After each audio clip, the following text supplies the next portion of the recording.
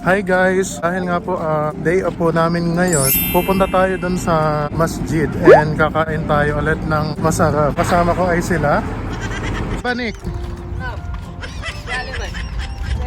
Kike,